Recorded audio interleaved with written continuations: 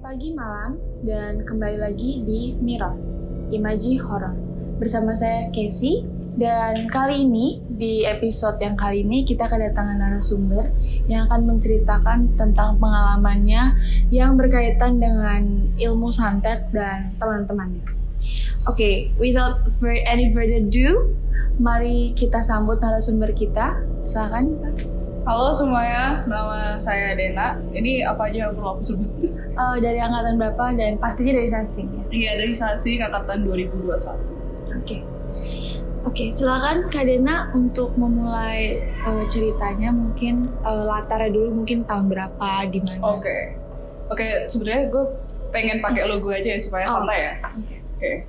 Jadi gini, ini tahun 2019 sih sebenarnya. 2019 pertengahan sampai akhir.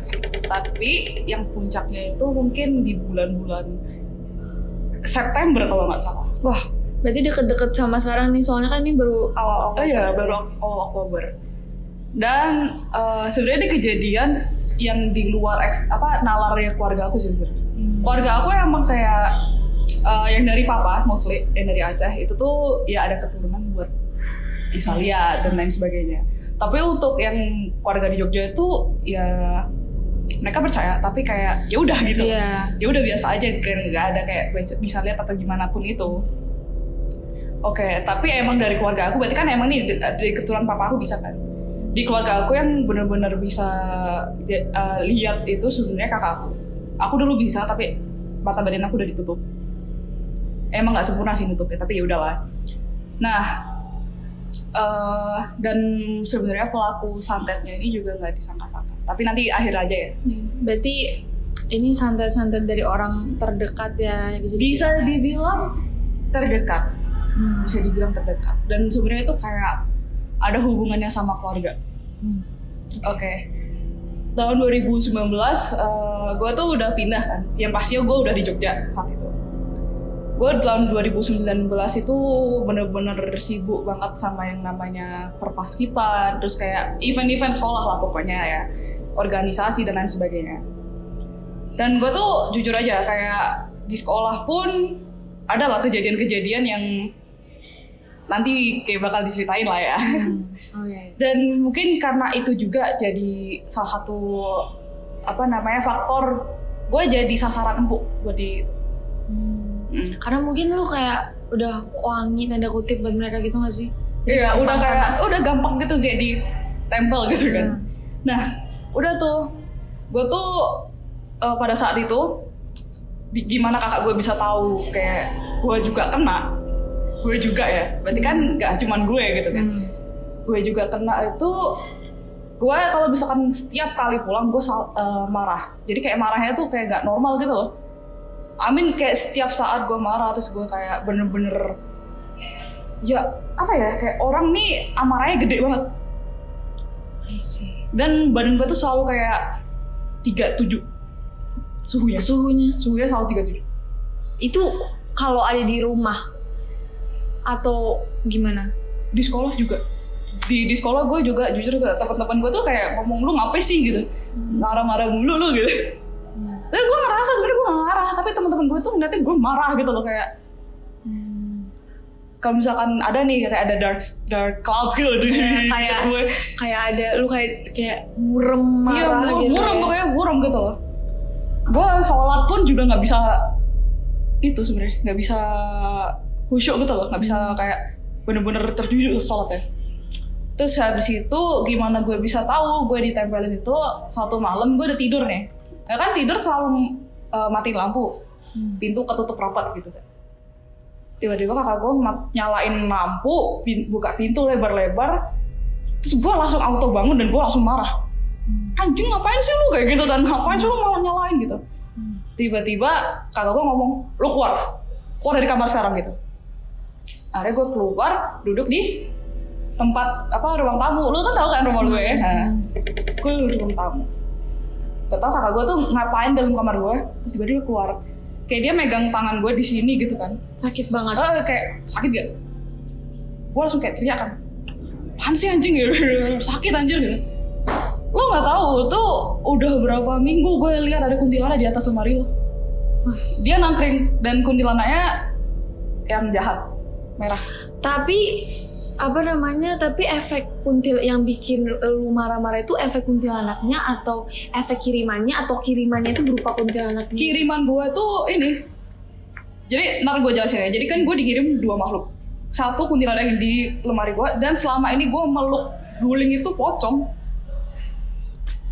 Pocong gue angkat tangan sih.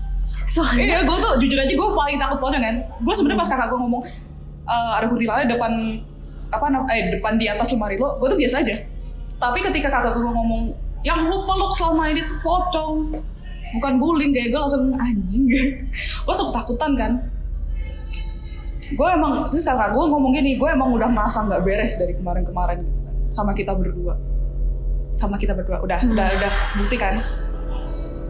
Terus besok paginya gue kan habis itu kayak gue tidur sama kakak gue kan, jelas gue udah takut banget. Kakak gue paginya cerita ke kakek nenek gue, sama ada om tante gue tuh dipanggil kan, kayak ditelepon gitu, nih si Feren mau cerita gitu. Dari situ kakak gue cerita. Sebelum kakak gue nyamperin gue, kakak gue tuh mimpi. Dia di dalam mimpi itu ada segumpal rambut, silet, sama kayak I don't know some kind of paper, terus ada kayak tulisan-tulisan gitu. Terus ada darah juga, nggak tahu itu darah siapa, tapi terus ada silat, ada itu. Udahlah, itu pasti santet kan? iya. Itu pasti santet. Terus tante gue langsung kayak ambil tindakan, kita berdua dibawa kayak ke orang pintar gitu malamnya. Udah tuh, kita ke orang pintar itu. Terus sama orang pintar tuh kayak gue pas sampai tempatnya, orang yang buka pintu itu lihat kakak gue langsung kayak gitu, kaget gitu kan. Berarti gede. udah Gede. iya, kuat. Oke. Proses cara pengeluaran makhluk-makhluk ini ya. Jadi pas dikeluarin gitu makhluknya, itu kakak gue kan yang pasti kayak diserut banget. Tapi nanti gue juga ikut gitu loh. Kakak gue tuh rasanya di sini kayak ditusuk sama pisau gitu loh. Sakit minta ampun, kayak bener-bener kayak dia teriak, kakak gue teriak kan. Gue juga sakit, tapi kayak masih bisa gue handle gitu. Kakak gue bener-bener sakitnya nggak ketolong. Akhirnya makhluk ini udah bersih keluar, terus kayak dikasih media dulu supaya biar tanyain, lo dari mana kayak gitu loh. Udah kan, udah keluar dikasih ke medianya. Ini medianya apa nih kalau boleh tahu? Iya, itu soal. Jadi kan si kayak orang pintarnya itu kayak sebenarnya kayak some kind of crew gitu loh. Jadi kayak grup gitu loh. Jadi salah satunya ada yang jadi medianya. Di situ udah taruh. Dia tanyain, kowe sopo? Lo siapa? Gitu kan? Yeah. Sebenarnya bentukannya genderuwo. Bentukan genderuwo. Datang dari mana kamu? Gitu. Aku gak bakal sebut gunungnya, tapi itu salah satu gunung di Jawa Timur. Dari ketika gue dengar tempatnya jadi Jawa Timur aja, udah ada name in your mind. Iya, ada gitu nama satu nama di otak gue. Tapi gue nggak mau assume dulu. Buat apa lo dikirim gitu kan? Pasti buat apa lo dikirim? Buat ngambil nyawa mbaknya. Ini yang dari kakak. Jadi sebenarnya gini, oke, kakak gue dikirim genderuwo buat ngambil nyawanya dia. Sedangkan gue dikirim dua makhluk itu buat secara emosional gue. Jadi gue ingin ngerusain keluarga gue gitu loh. Kakak gue misalkan amit-amit pas itu jeleknya kakak gue nggak sadar kalau kita disantet, kakak gue udah nggak ada, gue nanti yang ngerusakin keluarga, berantakan keluarga gue. Itu maksudnya orang ini. Dia ngesantet. Terus ditanya kan, lo dikirim sama siapa? Gak bakal ngomong. Kayak dia si Gedro itu ngomong, gak bisa sebut namanya, gak boleh sebut namanya gitu. Ciri-cirinya cewek apa cowok? Surprisingly cewek. Terus kayak, tapi yang nama di otak gue tadi sebenarnya ada 2 suspek. Salah satunya cewek ini. Bener, gue kan tebakan gue udah anjir lah nih orang gitu. Udah tuh, terus ditanyain, lo mau pergi nggak? Gitu. Mau gitu. Tapi syaratnya harus ada sesembahan itu darah ayam. Tapi ya kita juga nggak mau kan, kayak kalau misalkan dia dikasih malah nanti dia malah stay, takutnya si Gendro ini. Akhirnya kayak sebagaimana sekeras apapun pas dulu tuh kayak diusir, bener-bener diusir. tanpa dikasih darah air. Tapi kalau kayak gitu apakah nurut? Kayak gimana bisa yakin kalau dia udah pergi atau gimana gitu, ada apa garansi apanya gitu enggak? Sebenarnya ada. Gimana? Dilihat kayak kakak gue bener-bener kayak dipantau terus gitu loh. Udah masih ini nggak, masih ngerasa ini nggak, ngerasa itu nggak. Itu for some weeks gitu. Terus ya itu kan udah tahu suspeknya dan udah tahu tujuannya gitu. Gue masih ya sampai sekarang gue takut itu orang ini tuh sebenarnya masih ngincer gitu. Karena kayak ada seseorang yang gue kenal yang berhubungan dekat sama pelakunya, itu juga kena santet. Jadi ini orang itu nggak bisa ninggalin si pelaku ini loh. Orang yang gue kenal tuh nggak bisa ninggalin si pelaku yang nyantet ini karena dia juga disantet. Ini lebih ke kayak dipelet nggak sih jatuhnya kalau yang itu? Atau beda? Iya dipelet. Tapi dipelet tuh salah satu form of disantet gitu ya. Iya, tapi kan dipelet kan lebih untuk kayak ke lu nggak perlu pergi gitu kan, nggak perlu pergi, lu harus ada di samping gue gitu. Gila sih. Jadi kayak hitungannya ya, gue ibadah, kakak gue ibadah, iya. Tapi masih tetap kena gitu. Iya benar. Anehnya di situ dan ini malu benar-benar ngancam nyawa kakak gue. Tujuannya emang itu. Dan kalau misalkan nih berhasil, terus kayak gue berhasil ngancurin keluarga, apakah nyawa gue jadi selanjutnya kan nggak tahu. Jadi ya. Regardless alasannya tetap sih nyantet tuh kayak apa sih, ada cara lain kayak selain nyantet atau enggak? Iya kan. Yang gue masih takut sih itu yang gue tidur selama ini yang gue peluk pocong. Lu bayangin pocong cuy. Gue sebagai orang yang harus tidur sama guling, harus pakai guling. Kalau nggak susah tidur atau bahkan nggak bisa tidur aja, itu udah kayak oke, malam ini kita ganti guling kita ya. Itu gak sih setahun kemudian gue tidur nggak pakai guling. Itu guling bener-bener gue simpen di dalam lemari, kayak gue nggak mau pakai nih guling. Tapi emang aneh-aneh aja sih. Tapi akhirnya lo tahu siapa pelakunya dan itu masih ada hubungan family or gimana, bisa lo sebutin di sini sekarang nggak? Sebenarnya udah complicated sih. Pelakunya ini bukan bener-bener keluarga gue, tapi orang yang dipelet itu keluarga gue. Yang dipelet tadi ya, yang kenal tuh sebenarnya itu keluarga gue. Jadi sebenarnya nih pelaku ini itu kenal dekat atau bahkan terlalu tahu keluarga gue gitu loh, makanya bisa nggak santet. Stranger yang nggak stranger amat justru malah berbahaya. Tuh, kadang temen aja bisa nyantet loh, kan? Apalagi orang asing, kita nggak ada yang tahu itu dia. Iya, benar. Emang paling complicated tuh hati manusia. Terus ada lagi nggak? Maksudnya selama lo disantet itu kan lo kan ditempelin sama dua makhluk itu atau nggak tahu lah berapa makhluk ya yang ada di badan lo atau kakak lo. Kalau kakak lo kan emang punya kemampuan, kalau lo kan ditutup mata batinnya. Iya, tapi lo ditempelin, pas lo ditempelin tuh lo bisa nggak sih ngerasain eksistensi makhluk-makhluk lain gitu? Gue itu rasanya gue kayak ditutup gitu loh, jadi kayak bener-bener gue nggak bisa lihat, kayak mata gue tuh ditutup. Kan gue anaknya sebenarnya bisa ngerasain, dan kadang kalau misalkan gue lagi sensitif banget gue bisa ngeliat kan. Ini bener-bener gue nggak bisa.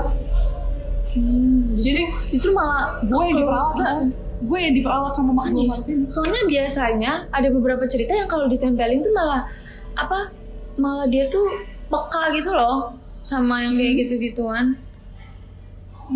Iya, gue malah nggak ngerasain apa-apa. Gue bahkan nggak sadar gitu loh. Terus apa yang lo rasain pas itu udah dilepas gitu? Kalau lo personally, kayak ada bedanya nggak sih secara physically gitu?